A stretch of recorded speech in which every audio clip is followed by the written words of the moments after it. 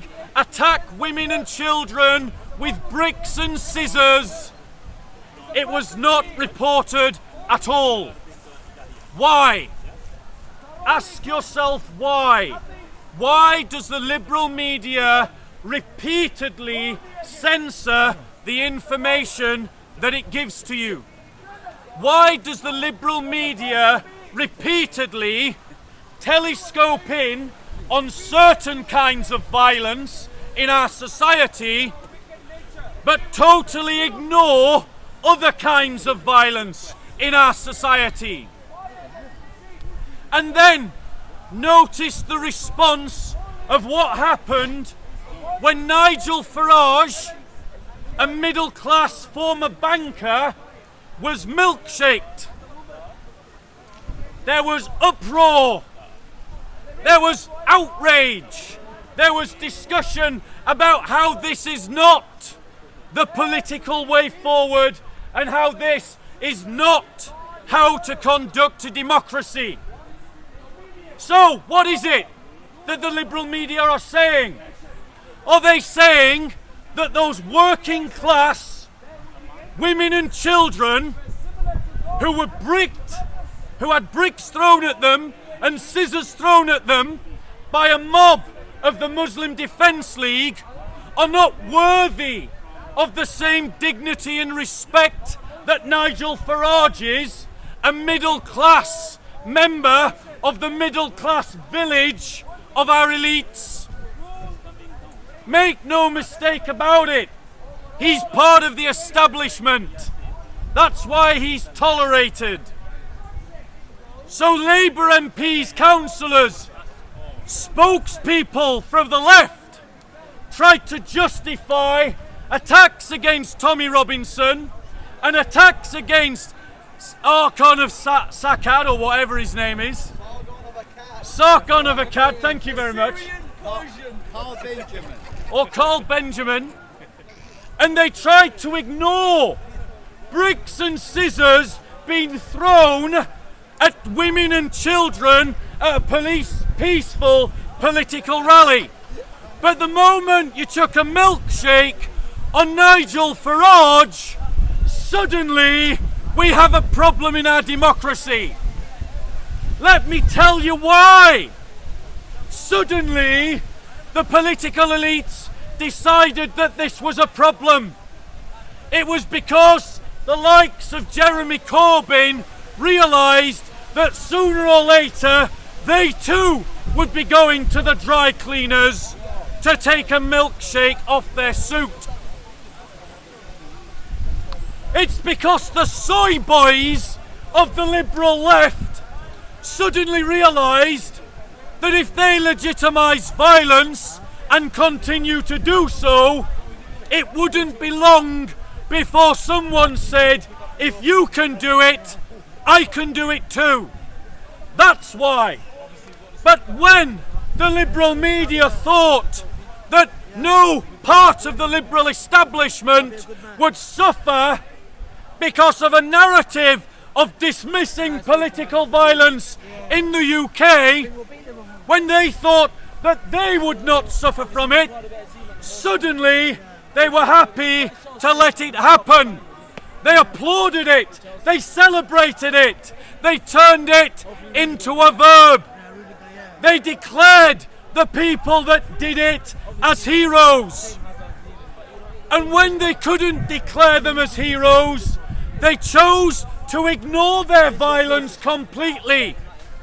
And that is why all of you learnt about the attack on Tommy Robinson's peaceful political rally in the north of England, not through the lamestream media, but through YouTube videos. And it was only then that the lamestream media decided to talk about it, and even when they did so, they lied about it. Now, I don't support whatever political narrative Tommy Robinson is standing for. I've said plainly, I support the Christian People's Alliance and a Christian political narrative, something that the church needs to become aware of. And why must the church become aware of this? It's because the liberal establishment have legitimised thuggish operations like Antifascista, which is nothing less than an organised group of thugs funded by the trade unions and defended by the Labour Party, who go around and justify themselves as judge, jury and executioner with no judicial process. They legitimise violence against their opponent.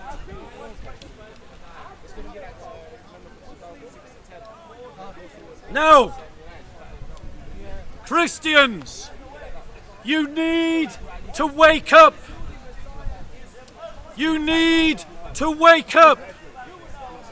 The challenges that the church faces are not simply reducible to questions of theology. The challenge that we face from this hypocritical liberal establishment is a political one that is using the media and the judiciary to change the culture of our lands. They have already started to suppress freedom of speech in this country.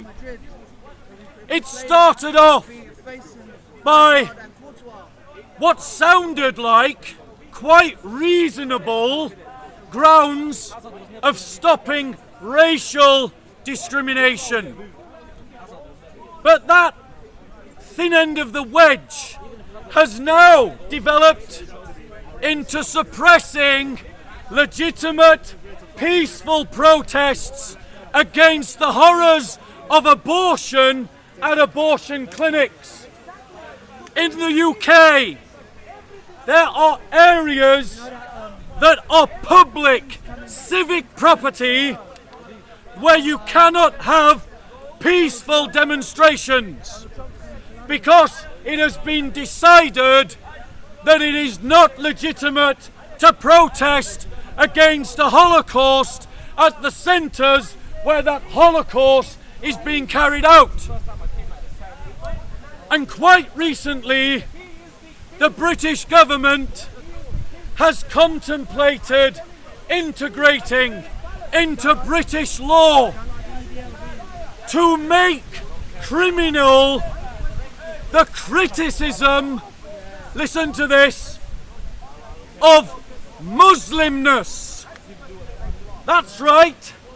The British government is at this moment in time considering making criticism of Muslimness illegal. Perceived Muslimness, I've just been corrected. Now let's be clear.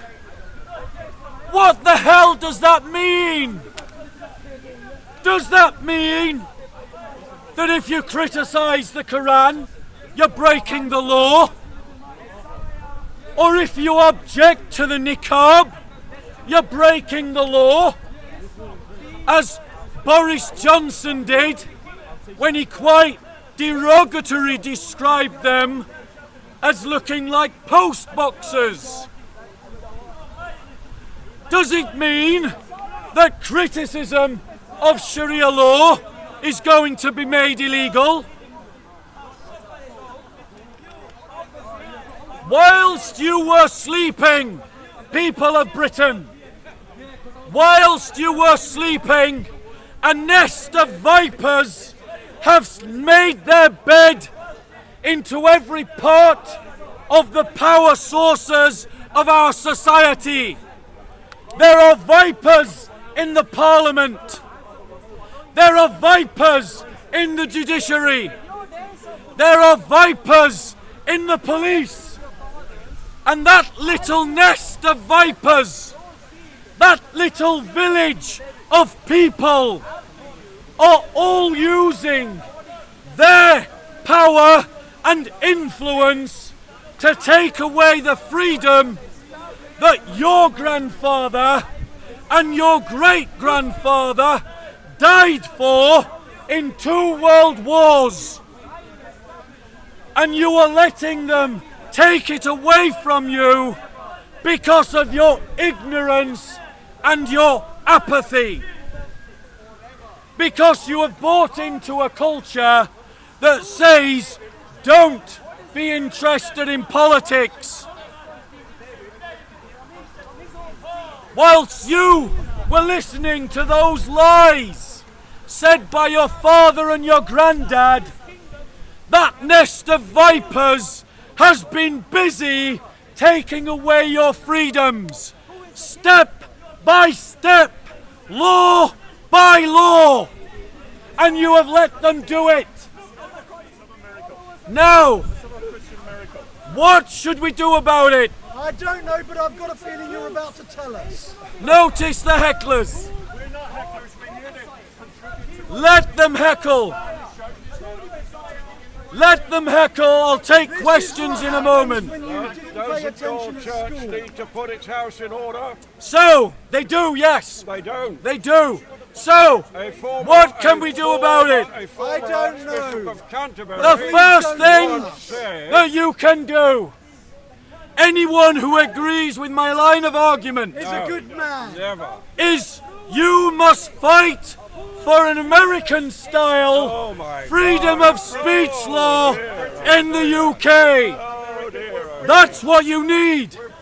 An American-style freedom of speech law in the UK. Yeah, that's what everybody, that's what the whole world needs. More America.